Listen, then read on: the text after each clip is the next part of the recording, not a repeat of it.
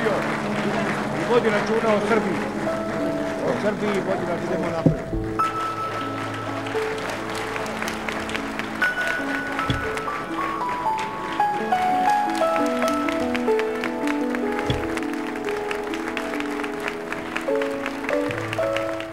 Dobroveče, hvala vam na srdačnom prijemu i hvala vam što ste večeras ovde i drago mi je da posle nekoliko godina se nalazimo u ovoj dvorani. Prošli smo dosta težak period svi zajedno i na trgovima i u salama, ali evo možemo sa zadovoljstvom da kažemo došli smo danas da analiziramo ono što je urađeno u ovih proteklih godinu dana, da čujemo pre svega vas, kakve su vaše ideje o putu kojim se kreće Srbija, koje su vaše primedbe, vaše prigovori i u svakom slučaju da imamo jednu za nas, za našu zemlju, neobičnu situaciju da vlast sluša narod i da to postane i običaj. Da s vremena na vreme, ne kad su izbori, ne kad se nešto traži, nego u jednom normalnom radnom postupku predstavnici vlade dođu, razgovaraju sa građanima i pitaju ih kako oni preživljavaju ovo teško vreme, gde imaju probleme i gde možemo mi kao vlada da im u tome pomognemo. Iskreno rečeno, jednom prosečnom građaninu nedostaje slika celine. Gde se to kreće naša zemlja? Šta se to događa sa nama? Nekako je kao jedno razbijeno ogledalo sve. Stalno su neke afere, stalno su neki događaji, stalno su neki incidenti, stalno neke pojedinačne činjenice, kao neko drveće od koje skriva šumu. I ja mislim da to ne odgovara onoj suštinskoj realnosti. Pa imate jednu čudnu situaciju da najveći svetski eksperti tvrde da reforme koje mi sprovodimo, da su one među najuspešnijima od svih bivših istočnoevropskih država, a domaći eksperti kažu da to možda i nisu nikakve reforme i da mi možda i ne živimo u ovoj zemlji i možda ne živimo na ovoj planeti i da u suštini je to sve sporno i sve to treba dokazati. Tako da imate jedan narod koji ima međunarodnu potvrdu da radi neke dobre stvari, ali sam sumnja u sebe.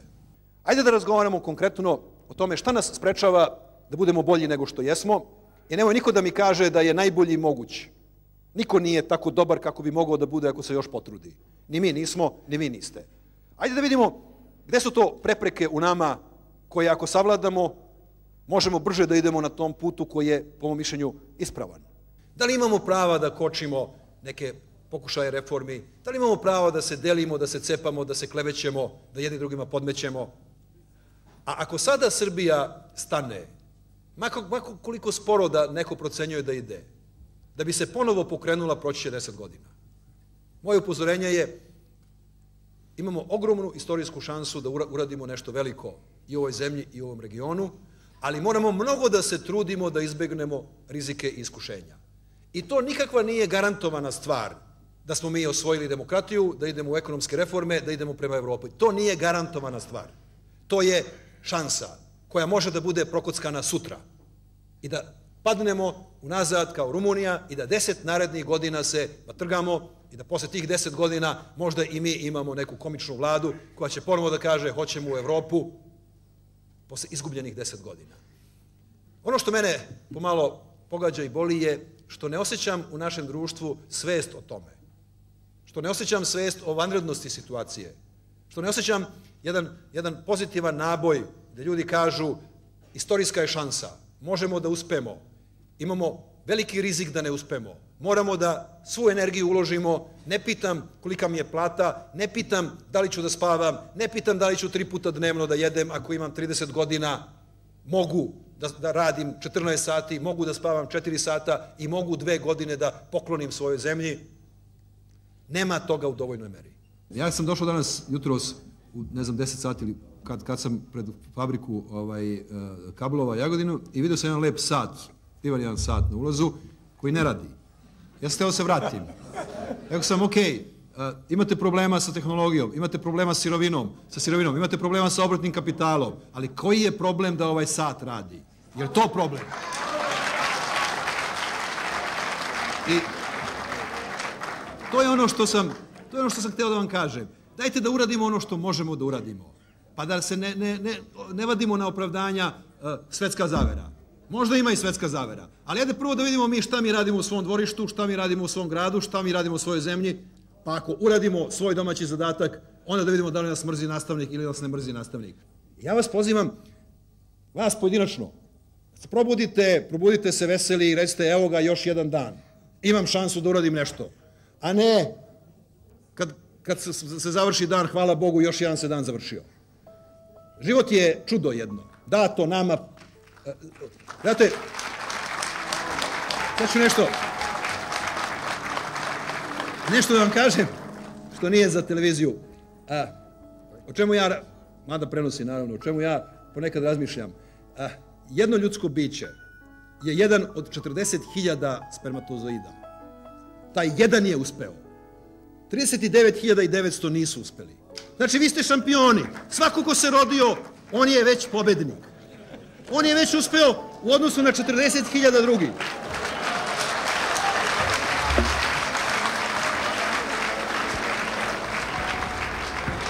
I onda kažete, ma šta mi život, sad ću da uzmem drogu, sad ću da, ne znam, se napijam. Pa stani čoveče, tvoja odgovornost je i pred Bogom i pred tobom ogromna, ti si pobedio u najvažnijoj od svih utakmica, živ si, rodio si se i uradi nešto pozitivno sa svojim životom. Samo to u našem narodu da se prelomi. To što nam je ostalo iz onog pusto turskog, da kažemo, ma, lako ćemo, ma, sutra ću, ma, ne može to, ma, oni su protiv nas, ma, svetska zavera, ma, to su sve gluposti.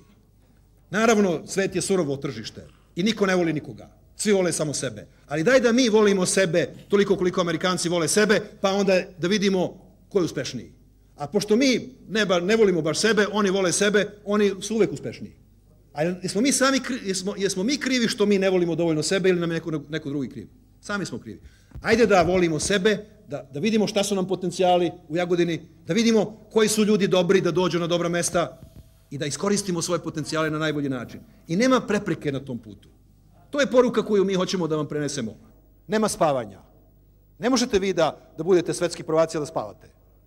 Spavate 5-6 sati. Šta više treba da spavate? Spavat ćete kad budete u penziji. Penzioneri mogu da spavaju. Ako niste u penziji, nemojte da spavate. Nema. I to je dobro za liniju. Nema subota, nedelja, praznici. Ako hoćete da postignete neki veliki cilj, nema praznovanja. Nema ima 170 slava u Srbiji godišnje. Slavit ćemo kada pobedimo. Ne možemo mi da pobedimo, a da u vreme treninga slavimo. Morate da motivišete sebe, da motivišete svoje sugrađane, morate da motivišete one sa kojima ste u timu, da biste postigli veliki cilj. Ja ne znam da li postoji jedna generacija u srpskoj istoriji, možda ona Karađorđeva koja se borila za samostalnost, koja ima tako veliki cilj kao što imamo mi, a to je da Srbiju definitivno dovedemo među razvijene evropske narode. To je tako veliki cilj da se svaka žrtva je mala u odnosu na taj veliki cilj. Mi smo spremni još više da radimo, još više da se trudimo, ali morate i vi da nam pomognete. Morate i vi da se umijete hladnom vodom, ako ne pomaže da se istuširate hladnom vodom, da zavrnete rukave, da počistite svoju kuću i bukvalno i u prenetom značenju, da uvedete red tu gde živite, gde radite, da uspostavite merila kvaliteta, merila rezultata, merila odgovornosti i da sa tom politikom koju mi vodimo globalno prema svetu i tom politikom koju ćete vi voditi lokalno, da postanemo konačno pobednici. Više u samom sistemu i u politici koja je na vlasti nema nikakvih prepreka za pozitivnu selekciju, za to da sposobni ljudi dobiju dobra mesta, za to da se dešavaju ispravne stvari. To što se ne dešavaju je nasleđeno stanje, je tradicija, trag kočenja, to što nam se dešavalo ranije i dešava nam se po inerciji. Nema razloga za to. Ranije je to bila državna politika. Ranije je državna politika bila postavi glupljeg nego što si ti da te ne bi nikada smenio. Sada to više nije državna politika, evo, Đelić je pametniji od mene i ja sam ga imenovao za ministra. Ako ja znam finansije bolje od njega, pa šta će mi on? Pa šta će mi on? Onda mi ne treba. Mirko Marjanović je hteo da svi drugi znaju manje od njega. Pošto je on znao jako malo, svi drugi nisu znali ništa. Ali gde je tu? Ali gde je tu perspektiva? Na konkursima se primaju kume, strine, moje vozača moga, moje žene, moje komšinice. Nije važno da li su završili, da li nisu završili, važno je da će sutra on, ako bude nešto, da glasa za mene i da me podrži. To znači arčimo najveći nacionalni potencijal, a to su ljudi i to je znanje. Ljudi, ako ste vi najveći potencijal ove zemlje, a jeste, jer u svakoj zemlji su ljudi najveći potencijal.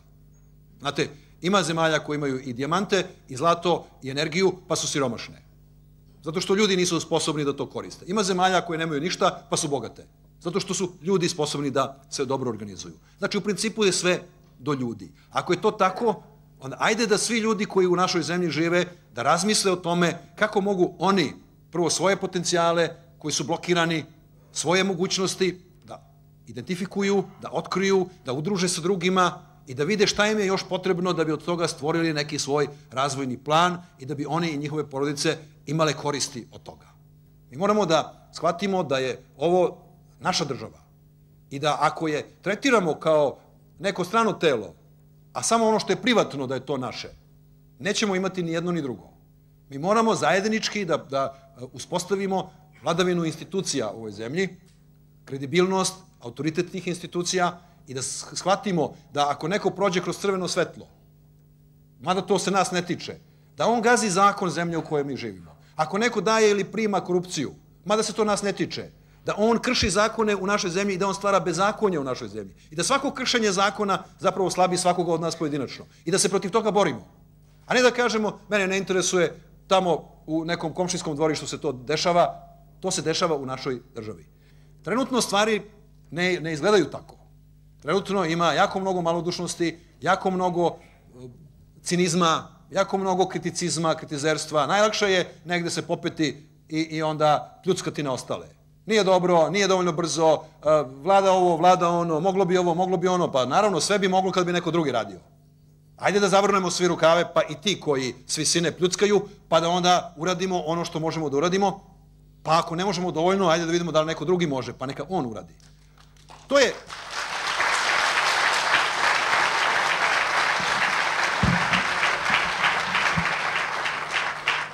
Čitam u novinama, premijer kao ima problem, hiper je aktivan. Pa sa stanovišta puža i kornjača je hiperaktivna. Ali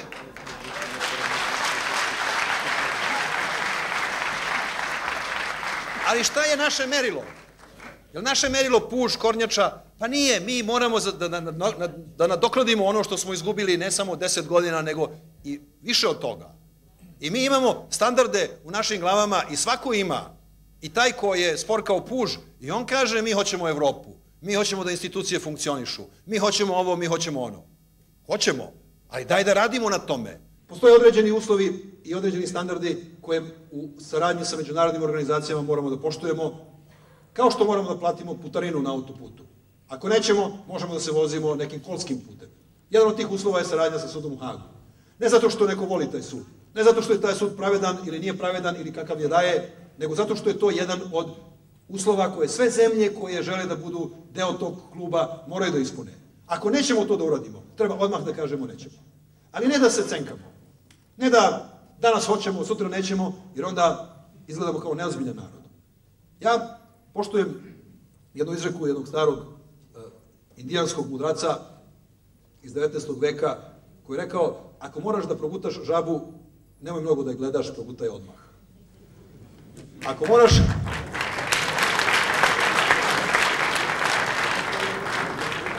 moraš da progutaš nekoliko žaba, najveću progutaj prvo.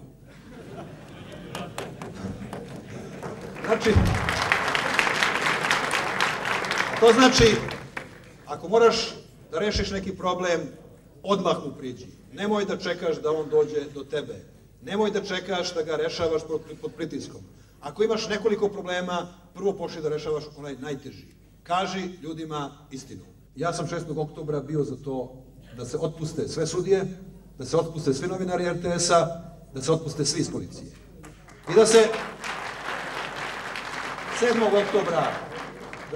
oktobra raspiše konkurs i da se svi oni koji hoće jave i da u roku od 10 dana onda budu pod određenim kriterijumima primljeni. A kriterijum je nisi bio aktivan u julu, kriterijum je ne postoje krivične prijave da se počinio krivična dela, nisi zloupotrebljavao položaj i ima zaista puno ljudi u tim službama koji bi zaslužio i položio taj ispit. I onda bismo imali i televiziju, i sudstvo, i policiju, gde bar ne bismo imali one najgore iz bivšeg režima. Nije tajna da ja nisam bio u većini. I nije tajna da sam ja retko kad u ovoj zemlji bio u većini.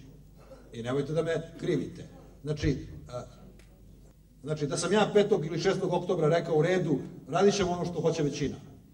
To je, dame i gospodo, bio legalizam. Većina je htela legalizam. Legalizam zna se šta znači. To znači zakoni i ustav Slobodana Miloševića da se striktno primenjuju i to da ih primenjuju ljudi Slobodana Miloševića. Sve drugo je nelegalizam. Ja sam rekao u redu, ajde negde između ćemo. Malo ćemo da ga pošaljemo u Hag, malo ćemo da poštujemo njegove zakone i da bude 1:1. Ali to većina ljudi nije podržavala. I nemojte da se zavaravamo. Sada da napravimo anketu u Srbiji, ljudi bi rekli, mi hoćemo da se sve to raščisti, ali da mi legnemo uveče, a sutra ujutru da to bude završeno. A nemoj samo nas neko da poziva da mi to radimo, nemoj mi da prljamo ruke, neka to uradi Zoran Đinđić, posle ćemo da ga smenimo i da kažemo nije bio dobar, uradio je posao, odlično. I još nešto da kažem, nemam ja uopšte problem sa tim.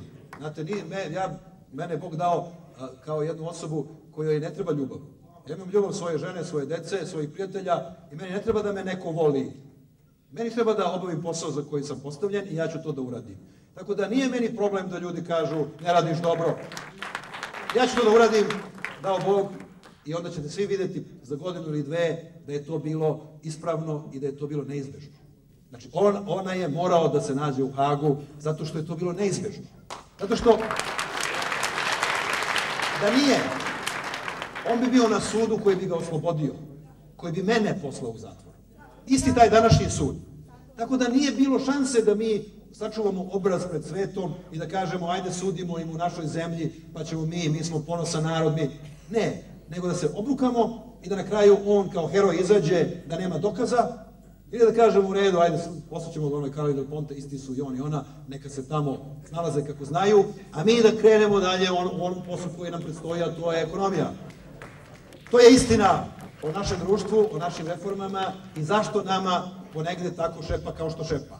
Ali nemojte mene da krivite što to ne ide mnogo brže i mnogo oštrije, jer sutra će isti ti koji od mene traže te mere da glasaju protiv mene i da kažu ma jesi, ti si kršio zakone, nisi ti baš za ovu zemlju, ova je zemlja Švajcarska, njoj trebaju zakoni, poštovanje, mi smo fini narod i takvi smo mi. Ali nismo loši, mislim da smo za ovih godinu i po dana dosta stvari uradili i što je najvažnije, vratili smo poštovanje sveta.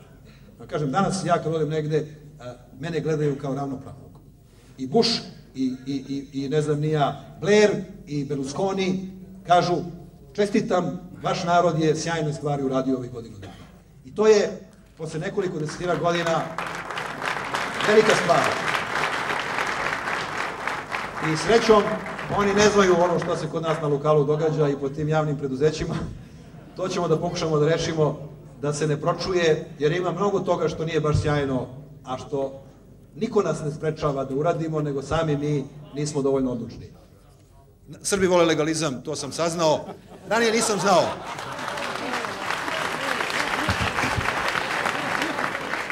Da vam kažem, mi možemo ovde u ovoj atmosferi, koja je malo onako,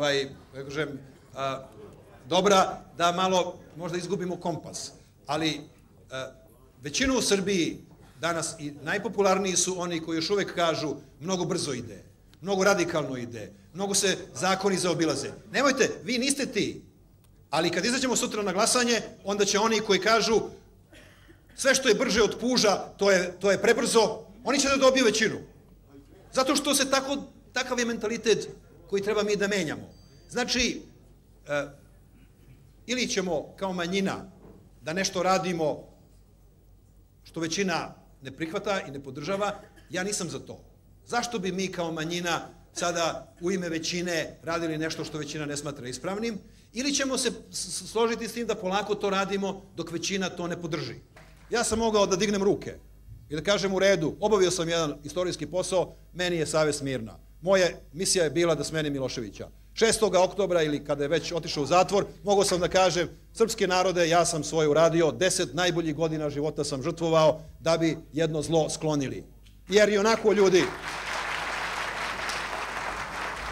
I onako su ljudi rekli, to što on hoće, to nam je sumnjivo, kakva ta Evropa, šta će nama Evropa, imamo mi našu Aziju, lepo je nama.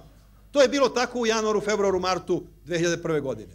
Ja kakav sam, ja sam rekao ne, natjerat ćemo da većina podrži to što je, protiv čega je. Ja sam pristalica politike, ajde da nađemo stvari u kojima svi možemo da dobijemo. Ajde da ne nađemo stvari da se sporimo gde neko može da izgubi. Ima toliko stvari gde možemo da dobijemo u saradnji, ajde da njih uradimo, pa kad sve njih uradimo, ajde onda da se delimo. Ako mi od Evrope ne naučimo da može 24 nacije, protestanti i katolici koji su 300 godina ratovali, da žive zajedno i da prave jedinstvenu Evropu, ako od njih to ne naučimo, onda nismo ni zaslužili da postojimo kao zemlja. Ja sam naučio i budite sigurni da ja neću nikada biti neko ko će igrati na razlikama. Mada znam da u ovoj zemlji se najviše glasova dobije ako kažete oni su nam krivi. Bilo na koju stranu. Moj problem je što kad kažem ljudima dajte da nešto uradimo, pitaju me a protiv koga? Amerike, Rusije, Kine, ja kažem ne, ni protiv koga. Mi nemamo protivnike, mi imamo partnere. Onda oni kažu mi to ne razumemo. Mi razumemo da nam kažeš ko je protiv nas, pa da mi vidimo šta da radimo. To je naš problem kao da mi se lako ujedinjujemo protiv nekoga, a teško se ujedinjujemo za sebe. Ajde da kažemo dajte da mi uradimo nešto za sebe, pa kad sve uradimo za sebe što možemo da uradimo, ajde onda da uradimo nešto protiv nekog drugoga. I taj trenutak neće nikada doći, jer uvek ćemo imati šta da uradimo za sebe. I vi ste mlad čovek, ja vam kažem, gledajte u budućnost. Gledajte u budućnost i tamo ćemo se sastati vi i ja. Pošto ja imam nameru da još živim u budućnosti. Ja sam tražio sam da mi daju izveštaj iz Zavoda za obračunsko plaćanje, kojih 30 preduzeća su pozitivno poslovala u prošloj godini, a nisu javna, državna, znači nisu nešto sa budžetom. I onda sam pozvao njihove vlasnike ili upravne odbore i zamolio sam ih da se izjasne da li žele da zajedno sa nama učestvuju u jednom projektu, a to je dovršenje hrama do 2004. godine, do godišnjice Prvog srpskog ustanka. I svi su oni pristali i tu smo skupili 3 miliona maraka u roku od 15 dana. Što od banaka, što od, ne znam ja, Hemofarma, što od ovih drugih preduzeća. I sada ima prvi put u posljednjih 100 godina od kako se gradi hram, ima više novca na računu nego što može građevinski da se postigne. Tako da trenutno, ja sam juče to provjeravao ili prekjuče, ima oko 2,5 miliona maraka na računu banke od koje je taj račun i znači ono što je maksimalno građevinski moguće, tom brzinom će hram da bude građen. I mislim da je to jedna vrlo simbolična stvar i zato sam ja i preuzeo da budem neka vrsta pokrovitelja i inicijatora toga, jer meni nekako se čini da smo mi narod koji ima strašnu intuiciju da počne ispravne stvari, ali nema istrajnost da ih završi. I taj hram je nekako bio simbol neke naše nedovršenosti nacionalne. Pre 100 godina je doneta odluka da se on gradi i evo, posle 100 godina mi dolazimo u situaciju da on nije dovršen. Ja sam rekao, ajde da probamo da do 2004. godine ga dovršimo i da kažemo jednu vrlo problematičnu osobinu našeg mentaliteta, a to je da ne dovršavamo započete poslove, smo stavili ad acta, od sad smo narod koji sve svoje projekte završava. I ja vam garantujemo, taj hram će, što god ja bio 2004. godine, na kom položaju bio, taj hram će biti završen 2004. godine i ja ću da istrajem dok se on ne završi. I to je najveći pravoslavni hram u Evropi. Ako mi kažemo da u nešto verujemo i ako to se ne desi, to nije zato što mi nismo verovali, nego zato što su okolnosti bile takve da se to možda nije moglo ostvariti. Ali ako je mudrost u Srbiji da pre nego što krenete u utakmicu, kažete ja ću da izgubim, pa ste onda mudri jer ste pogodili rezultat, onda nemojte ni da učestvujete na utakmici. Ja pred svaku utakmicu kažem mi ćemo da pobedimo. Ne znači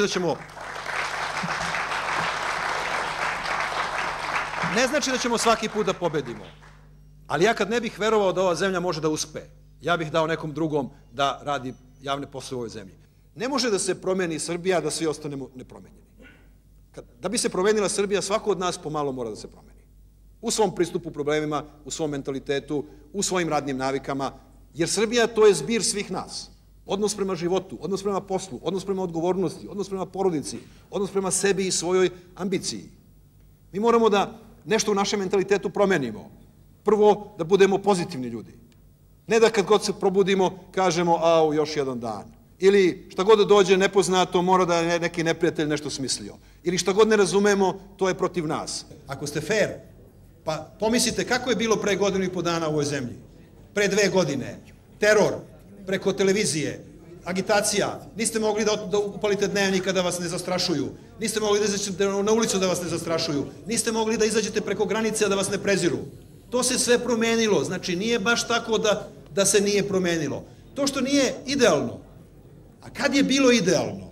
U vreme Titovo, kad smo dobijali kredite zbog istok-zapad, pa smo dobijali kredite koje nismo zaslužili, koje mi sad treba da vraćamo. Tad je bilo idealno. Nije ni tad bilo. Je li bilo idealno u Jugoslaviji kralja Aleksandra? Kad smo sa Hrvatima i Slovencima se tukli u Skupštini, nije politike bilo u ovoj zemlji. Ni tad nije bilo idealno. Pa je li pre toga bilo idealno kad smo bili u Prvom svetskom ratu? Nije. Je li pre tad bilo idealno kad je bila aneksiona kriza sa Austro-Ugarskom? Nije. Je li pre toga bilo idealno kad su se na dvoru tukli Obrenovići i ubijali? Nije. Nemojte sada da idealizujemo pa da kažemo sad je loše, a ima vremena kad je bilo dobro. Mi smo krenuli na putu poboljšanja, a nikad nam nije bilo dobro u istoriji. Ja mogu da vam obećam demagoški bilo šta, ali iz iskustva istorijskog vam kažem, nikada više se 90-ta vratiti neće. Mi smo 10 godina stariji, siromašniji, propaliji i to je cena naše gluposti i naše neodgovornosti. I ja jedino želim da mi to više nikada u istoriji ne ponovimo. Ako mislite da mi možemo posle tih 10 godina da sada nekim skalpelom to sada ispravimo pa vratimo na staro, mislim da možemo samo u još veći haos zemlju da uvedemo. Znači to ni u jednoj istorijskoj situaciji nije bilo moguće ono što je kao nepravda bilo učinjeno vratiti na početak posle 10 godina. I to jeste cena, dame i gospodo. To jeste cena što je ovaj narod zaluđeno 89. godine rekao taj čovek će nas odvesti u budućnost. Taj čovek je najveći među nama. Ne može to besplatno. Ne može jedan narod da izabere pogrešnu politiku i da onda ga posle ništa ne košta. Meni je jako žao što je sirotinja stradala, a što su oni oko tog jednog čoveka, što su oni na kraju pokupili kajmak. Ali, ajde da kažemo, nikada više. Ajde da kažemo, nikada više se to neće desiti i onda smo naučili iz te istorije, povukli smo pouku. Neka nepravda istorijska koja se jednom učini ne može više da se vrati. Vi možete da uzmete akvarijum i da napravite od njega riblju čorbu. Ali ne možete od riblje čorbe da napravite akvarijum. Skuvali ste ribe, gotovo je. To je istorija. Gotovo. Meni je jako žao što smo mi sačekali 5. oktobar, a što nismo 5. oktobra 89. godine srušili Miloševića i što smo imali 4 rata i što smo imali 1.000% hiperinflaciju i bili svetski prvaci u tome i što je otišlo kapitala iz ove zemlje da ga više ne možemo pronaći po svetu, to je meni jako žao. Ako vi mislite da vi možete sa jednom potpuno upropašćenom zemljom za godinu dana da uđete u situaciju da dođete u banku, da uzmete kredit pod normalnim uslovima, ja se bojim da ste vi promašili zemlju. Otiđite u Švajcarsku pa ćete dobiti kredit takav kakav hoćete. Ali to je švajcarski narod 500 godina se borio za to i nije bilo moguće da mu se desi ovo što se nama desilo. Znate, meni je jedan Švajcarac rekao, kako se može to kod vas desiti? Ja sam rekao, znate šta, pa imate i vi takvih kao Milošević, koliko god hoćete u zemlji. On rekao, da, ali oni nikad ne mogu da postanu predsjednici Švajcarske. To je problem. Ako neko u Srbiji zna kako bolje da vodi zemlju, ja ću mu biti zahvalan, moja porodica će mu biti zahvalna. Nosit ću njegovu sliku na zid ću da stavim. Rešite probleme u Srbiji ako možete, ali dajte da mi neko kaže kako. Dosta mi je toga da svi znaju da nije dobro i da bi moglo i bolje, ali ja nisam čuo ni od koga kako bolje. Da vam kažem,